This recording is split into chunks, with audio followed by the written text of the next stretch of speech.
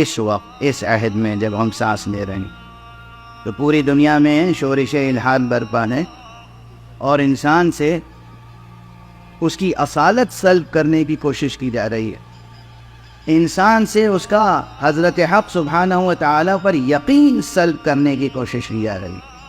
Universities کے نصاب ایسے ڈیزائن کیے جاتے ہیں کہ وہاں سے پڑھ کے جو بچہ نکلے ملحد ہو، وہ اللہ کا بندہ نہ رہ جائے، وہ کسی بھی سرمایہ دار کی کسی کل کا کسی مشین کا پرزہ بن کے رہ جائے۔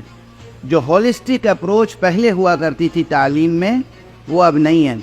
معاف کریں گے میرے جوانان عزیز، غور کریں گے، نظر ثانی کریں گے، دیکھیں گے کہ اکثر یہ ہوتا ہے کہ لوگوں کو پڑھا لکھا سمجھا جاتا ہے، لیکن جو کیفیت ہوتی ہے، جو تہ در جہالت ہوتی ہے، وہ ایسے ہی ہوتی ہے جیسے تہ در تہ بادل ہوتے ہیں۔ ابھی کہا تھا میں نے، وہ بادل جو ہے وہ سورج کی کرنوں کو پہنچنے نہیں دیتے، یہ جہالت بھی فطرت کی پاکی کو ابھرنے نہیں دیتے۔ یہ جو فطرت پاکیزہ ہے، اس کے اندر جو روشنی ہے، معلوم ہے نا آپ کی فطرت کتنی پاکیزہ ہے، کس نے بنائی ہے یہ فطرت؟ یونیورسٹیوں کے کورس جو ہیں ان پر بھروسہ نہ کیجیے گا، روزی روٹی کمانے کے لیے سیکھ لیجئے، مگر یہ نہ سمجھیے گا کہ بس کل علم یہی ہے۔ اس فقیر کی اتنی بات گرہ میں باندھ لیجیے، خوب تعلیم حاصل کیجیے، ہر میدان میں جا کے تعلیم حاصل کیجیے، یونیورسٹیز میں جو آخری ڈگریاں ہوتی ہیں وہاں تک پہنچیں آپ۔ لیکن آج کل کی یونیورسٹیز کے جو نصاب ہیں ان نصابوں پر بھروسہ نہ کیجیے، وہی کل علم نہیں ہے، علم اس کے علاوہ بہت کچھ ہے۔ اگر اسی کو کل علم سمجھ لیا تو سمجھیے کہ تہ در تہ تاریک جہالتوں کے نیچے دب کے رہ جائیں گے۔ جو فطرت ہے آپ کی بڑی پاکیزہ فطرت ہے، نفیس فطرت ہے۔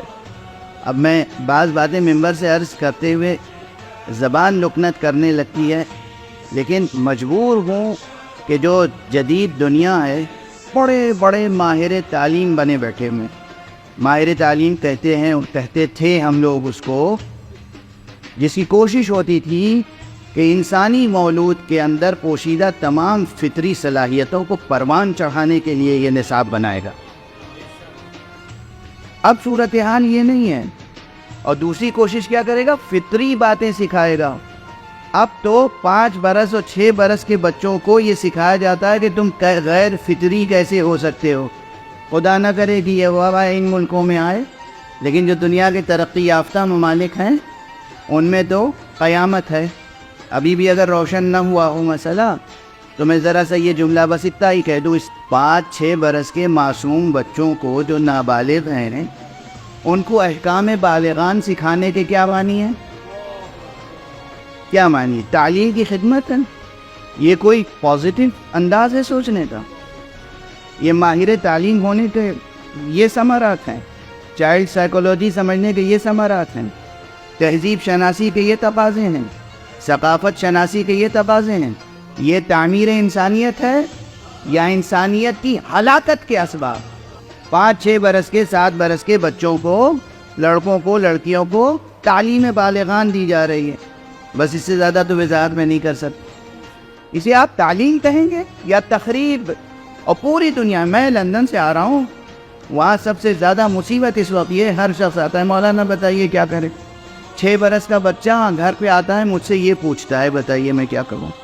یہ تعلیم گاہیں ہیں یا یہ دنیا کے ویسٹرن کیپٹلزم کا جو نظام ہے اس کے فاسق و فاجر و گنہگار ظالم افراد نے ہائر کر کے ایسے مفکرین کو ایسا ڈیزائن کرنا چاہا ہے تعلیم کا نصاب کہ انسانیت تباہ ہو جائے، صرف ان کے چند خانوادے رہ جائے کرۂ ارض پر عیش کرنے کے لیے، باقی سب حشرات الارض ہیں۔ آپ یقین رکھیے کہ جو ویسٹرن کیپٹلزم ہے بطور خاص، اس کے آگے انسان کی کوئی حقیقت نہیں ہے، نہ جاہل کی حقیقت ہے، نہ عالم کی حقیقت، نہ شاعر کی حقیقت ہے، نہ ادیب کی حقیقت، نہ قانوندہ کی حقیقت ہے، نہ فقیہ کی حقیقت، کوئی کچھ ہو اس کی کوئی حقیقت نہیں ہے۔ حشرات الارض کی طرح ہے ان کے سامنے سب، ان کے سامنے سب سے زیادہ اہم ان کی خودی، ان کے اپنے خواہشات نفس، ان کے اپنے اسباب عیش، بس اس نظام کے خلاف بھی اگر تنقید کی جائے تو بعض حضرات کو اچھا نہیں لگتا. اور یقین فرمائیے کہ پوری دنیا میں اس وقت جو خرابیاں ہیں وہ ان کی نحوستیں ہیں. جہاں بھی جو دہشت گردی ہو رہی ہے، جہاں بھی جو ٹیررزم ہو رہا ہے، جہاں بھی جو فتنہ اور فساد ہو رہا ہے، وہ اس کی جڑیں جا کے ویسٹرن کیپٹلزم میں تلاش کر لیجیے. یہ چاہتا ہے کہ ہر فرد اس کے سامنے سر بسجود ہو، جو وہ کہہ دے وہ ہو جائے، کوئی انکار نہ کرے، اور جیسا وہ چاہے ویسا نظام تعلیم بنے. اگر ان کی عادتیں غیر فطری ہیں تو پھر ان کے سامنے کوئی ایسا کھڑا نہ ہو جو کہہ سکے میاں یہ غیر فطری عمل کر رہے ہیں. وہ کہیں نہیں یہی عین فطرت ہے، تم بھی یہی کرو. تو چھوٹے بچوں کو سکھاتے ہیں کہ اب تم بتاؤ کیا رہنما بننا چاہتے ہو. چھوٹے لڑکے، 5 برس کا لڑکا، 6 برس کا لڑکا، 5 برس کی لڑکی، 6 برس کی لڑکی، تم کیا بننا چاہتے ہو؟ مرد کی حیثیت سے جینا چاہتے ہو، عورت کی حیثیت سے؟ تمہیں اختیار ہے. تم لڑکے ہو، اگر لڑکی بننا چاہتے ہو تو تمہیں اختیار ہے. ماں باپ اگر روکے تمہیں تو ہم انہیں جیل میں ڈال دیں گے، تم آزاد ہو. کیا نظام تعلیم ہے؟ کیا نظام حریت ہے؟ کیا آزادی کا نظام ہے؟ کیا انسانیت کے لیے تحفہ ہے؟ اور ہمارے جوان تڑپ تڑپ کے انہی ملکوں میں جانا چاہتے ہیں. یہ کیا اچھا ملک ہے. بعض حضرات تعریف کرتے ہیں کہ صاحب یہاں سے تو زیادہ اسلام وہاں ہے. کیا اسلام شناسی ہے؟ بتائیے کہ سرکار سید الشہداء حضرت امام ابو عبداللہ الحسین علیہ السلام نے قیام کس لیے کیا تھا؟ اسی لیے تو کہ ایک نظام پیدا ہو رہا تھا جو غیر فطری تھا، منصفانہ نہیں تھا، آئین و اساس وحی و اخلاق نبوی پر قائم نہیں تھا، انسانی فطرت سے ٹکرانے والا تھا. اس لیے امام نے قیام کیا تھا نا. تو امام کی یاد کے صدقے میں، امام کے ذکر کے صدقے میں ہمیں یہ حق حاصل ہونا چاہیے، اور ہمارے پاس یہ جرأت ہونی چاہیے کہ ہم دنیا کے بڑے سے بڑے باطل نظام کے سامنے کم سے کم حرف اعتراض بن کے تو کھڑے ہو جائیں. اقتصادی نظام کیسا بن رہا ہوگا دنیا کا؟ کس طرح سے، کس ذہانت کہوں یا شیطنت، کس شیطنت کے ساتھ، کس مکر کے ساتھ نظام بنائے جاتے ہیں افراد کو اسیر کرنے کے لیے، اور پھر پوری قوموں کو اسیر کرنے کے لیے، اور پھر اپنے علاوہ تمام دنیا کی قوموں کو تباہ کرنے کے لیے. جرأت سے کام لیجئے، جینے کا حوصلہ تو رکھیے. زندگی رہے گی تو زندگی کی لذتیں بھی رہیں گی. لذتوں کی فکر نہ کیجئے، جینے کی فکر کیجئے. اصلی زندگی قائم رہے گی نا تو زندگی کی لذتیں بھی ہیں، زندگی کی سعادتیں بھی ہیں، زندگی کی سرفرازیاں بھی ہیں، زندگی کی کامیابیاں بھی ہیں. سب سے پہلے لذتوں کو لے کے اپنی زندگی نہ ہار جائیے. آپ انسان ہیں، سب سے پہلے آپ انسان ہیں. پروگرام تو بناتے ہیں، یعنی تعلیمی پروگرام سے لے کر اقتصادی پروگرام سے لے کر سیاسی پروگرام تک، جس طرح کے بھی پروگرامز بنتے ہیں سب میں انسانیت کا سم قاتل موجود ہوتا ہے. لیکن اس کے بعد سیاسی طور پر ٹیلی ویژن پر آ کر اور مختلف دنیا کے بڑے پلیٹ فارمز پہ آ کے گفتگو ہوتی ہے. ہم سے بڑا کوئی حقوق انسانی کا علم بردار نہیں. کیا حقوق انسانی ہیں؟ کیا آپ بچیوں کے سر پہ حجاب نہیں ڈال سکتے؟ واہ سبحان، یہ حقوق انسان. تمہیں عریاں ہونے کا حق ہے، ہمیں لباس پہننے کا حق نہیں ہے. تمہیں اگر یہی کہ سب کو برابر کا حق ہے، آزادی ہے، تم عریاں رہنا چاہتے ہو، عریاں رہو. ہم لباس پہننا چاہتے ہیں تو ہمیں لباس پہننے دو. ہم تمہیں اگر لباس پہنائیں تو جبر، تم ہمارا لباس چھینو تو آزادی. لڑکیوں کو اسکارف نہیں پہن کے امتحان دے سکتی بچیاں، اسکارف پہن کے اسکول میں نہیں جا سکتی بچیاں. اور پھر چھوٹے بچوں، جو میں نے عرض کیا، یعنی بار بار عرض کرتے ہوئے مکروہ معلوم ہو رہا ہے، لیکن اس لیے عرض کر رہا ہوں کہ آپ حضرات کے سینوں میں یہ درد ذرا بڑھے تو صحیح، احساس بیدار تو ہو. 5 برس کے بچے، 6 برس کے بچوں کو تعلیم بالغان دی جا رہی ہے، اور اسکولوں پر جبراً نافذ کیا. اگر کوئی اسکول والا کہتا ہے بھائی ہم اپنے یہاں یہ نہیں پڑھانا چاہتے، نہیں، کیسے نہیں پڑھائیں گے؟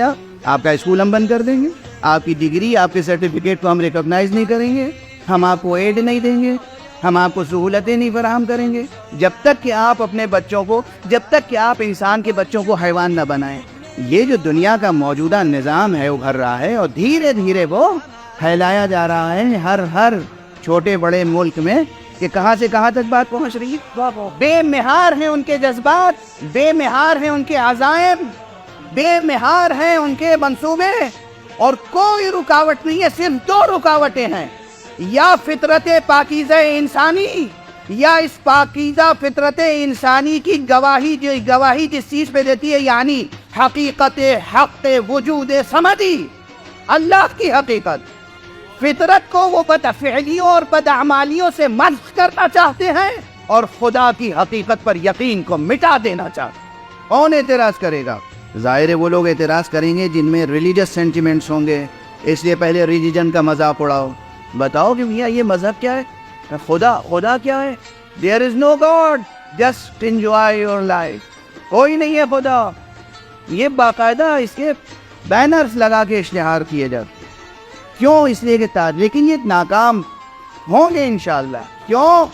تاریخ ہے، ہمیشہ جتنا بھی کوئی طاغوت وقت، کوئی سرکش، کوئی ظالم، کوئی فاسق، کوئی فاجر، جتنا بھی بلند ہو جائے، جتنا بھی بڑھ جائے، جتنا بھی مضبوط ہو جائے، اس کا لشکر جتنا بڑا ہو، اس کا خزانہ جتنا بڑا ہو، فرعون بن جائے، نمرود بن جائے، حامان بن جائے، شداد بن جائے، مگر وہ کسی ایک موسیٰ سے، کسی ایک ابراہیم سے، کسی ایک محمد سے، کسی ایک حسین سے ہار کے گئے.